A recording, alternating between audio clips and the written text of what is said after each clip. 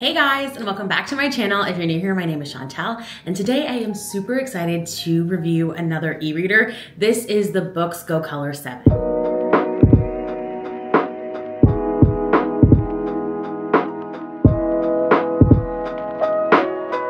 This is Boox's new color e-reader, and I was pretty excited about this, especially at this size and price point. For a niche brand, it is pretty competitively priced, so I was pretty excited to give it a go. But before we do that, let's do a quick little unboxing, and then we'll get back over here and I'll tell you my thoughts.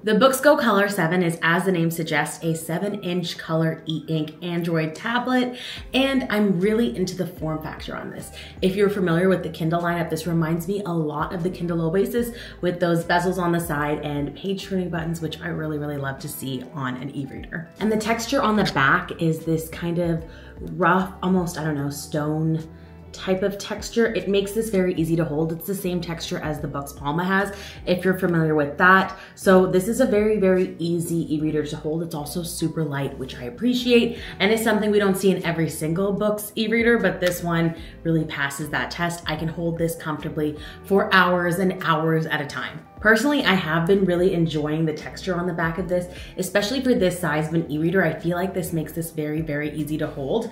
But if this isn't your vibe, they also have a magnetic case that you can just kind of snap your e-reader into, and this is one of those auto off, auto on sort of cases. So that is super helpful. This is very nice quality. It is like a leathery material. It's not my favorite aesthetic of all time, but it is pretty nice. It has a little Boox here in the corner. You have got a little charging port on the side here. This is a micro SD slot.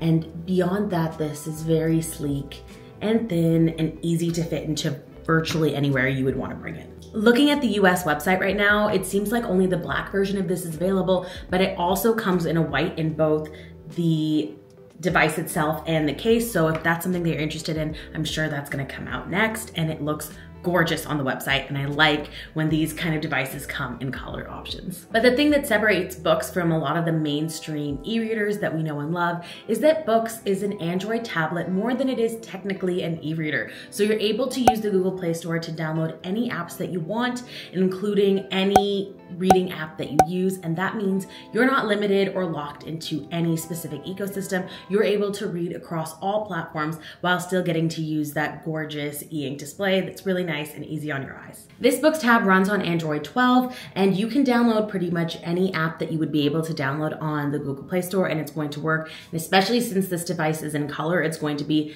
pretty much fully functional. Of course, within reason, we know the limitations of e-ink displays. So sure, you could download and use YouTube and watch a YouTube video, but of course the quality and the refresh rate is not going to be as up to par as what you're expecting to maybe use on your phone. And that's obviously not why you're buying this device. It is kind of nice to know though, that anything that you want to have access to, you could have access to. It might just not be in its absolute perfect form. It is usable though, and I like to see that. Where it really shines though is the ability to have all of your reading applications in one place. So you can shop around and truly have your entire digital library in one spot without being locked into a particular reading app. If you're asking me, this is my absolute favorite part of Boox devices. Honestly, for that reason alone, I recommend Boox e-readers all the time to people who have either really large, extensive digital libraries across multiple platforms, or people who are just really uncomfortable being locked into a particular ecosystem. It's kind of unbeatable. This is the way to do it.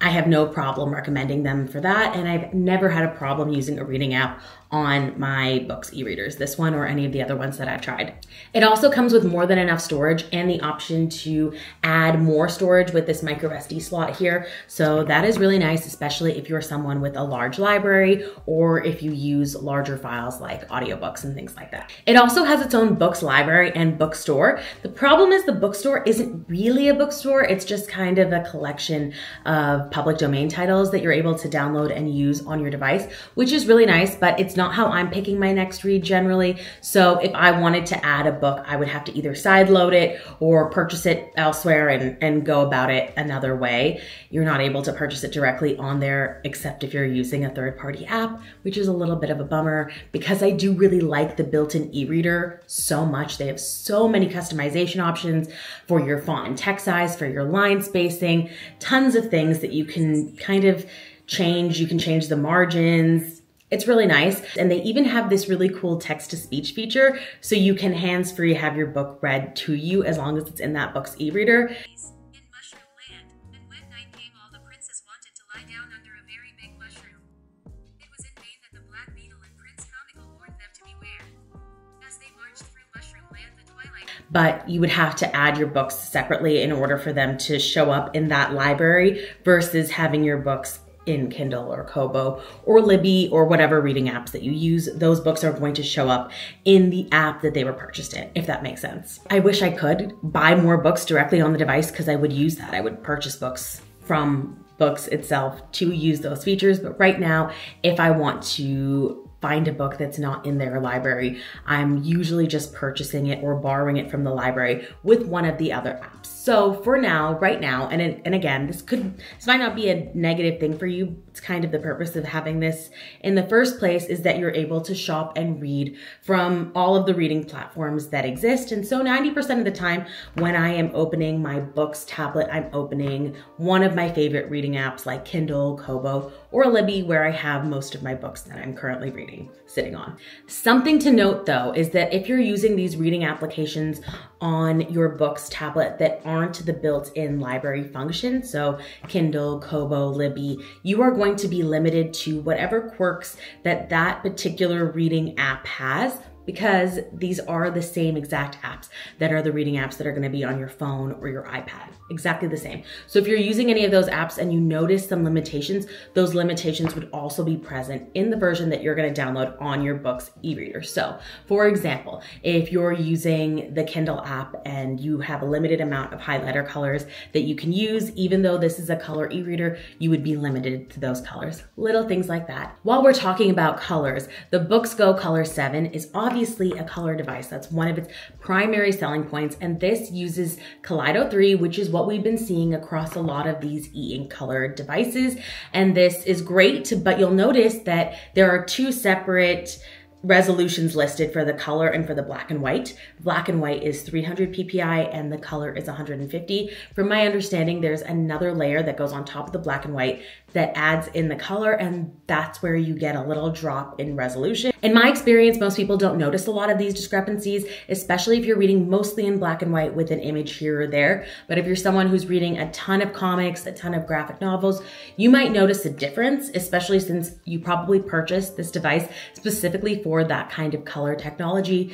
So I wanted to make sure that you were kind of aware going in, especially if this is the first color e-ink display that you've ever seen, that it is not going to be like as crisp as an LCD display, but it is comfortable and nice on your eyes. Boox also has a ton of options to customize your display, so you can really optimize it for your personal reading preferences. So the basic stuff like your temperature control, your brightness control, but take it up a notch so you can also play with your refresh rate. There are settings that reduce ghosting. There are settings that make your colors more vivid. You can kind of play around here, and you might have to play around every time you read a different sort of novel so you get kind of optimal settings for what you're reading. This is a big pro for some people, but also maybe a downside for people who are on the front end of this kind of learning curve, because when I say there are an extensive amount of options, there really is an extensive amount of options, and you might find that it takes you a little bit of time to kind of tinker with those settings and figure out what works for you.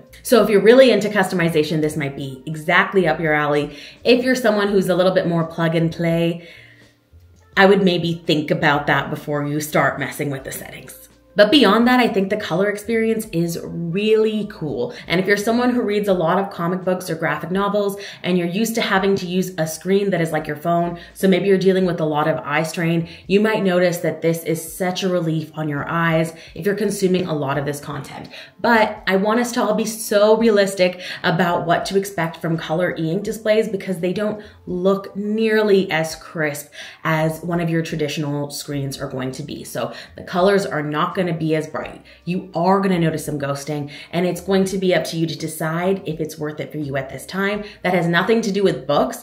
It has everything to do with that's just the state of color e-ink technology right now. As far as the battery life on this goes, I have not noticed an obvious issue. I've had this for about a week. I've been reading on it every day, and I have not had to recharge it. So I would say that's pretty good, especially when I think about what this reminds me a lot of is the Kindle Oasis, that has a notoriously terrible battery life. But of course, your battery life is going to depend largely on what you're doing with your device, especially with a tablet. You could do so much stuff on it. Of course, if you're like playing YouTube videos and things like that, it's going to decrease your battery a lot faster than it is if you're just reading a book, and your brightness settings and things like that will also determine how long your battery lasts.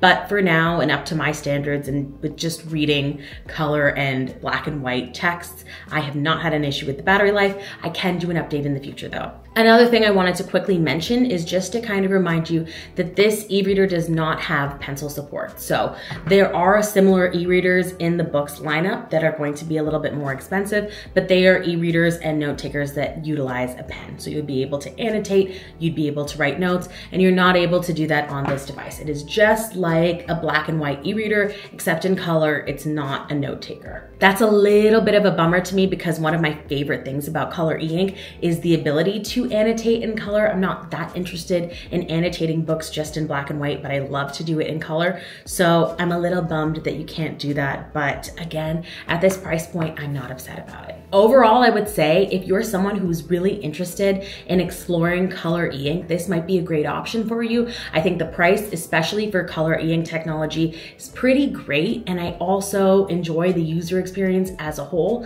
And what I love about Boox in general is that you're able to utilize all of your libraries across all of the platforms. So if you're somebody who has books or wants to read books from multiple places and you want to read those in color, so if you're someone who reads comic books from a lot of different apps, this might be the perfect device for you. But again, it all comes down to personal preference and what kind of works for you in your life right now. So that is all that I have to say about the Boox Go Color 7. If you want an update, let me know. Let me know what your thoughts are down below, and I will catch you next time.